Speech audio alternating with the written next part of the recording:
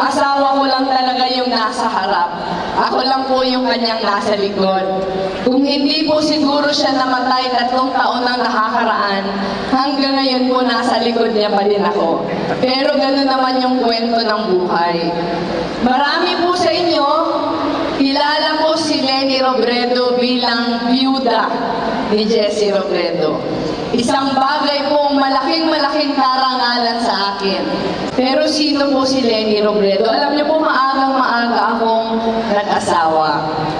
Kaka-graduate ko lang po sa UP ng Economics. Umuwi po ako sa amin para magtrabaho. Yung pinakauna ko pong boss, yung aking asawa. Doon po kami nagkakilala. Hindi ko po alam kung ako yung namikot sa kanya o gandang-ganda lang siya sa akin.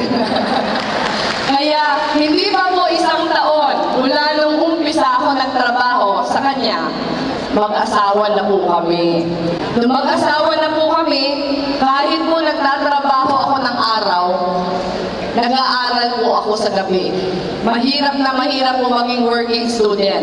Teacher po ako sa araw, law student ako sa gabi.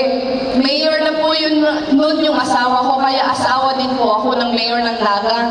Nagkaroon na po kami ng anak after 1 year, nanay din. Pinagkabit-kabit po yung lahat na ginagawa.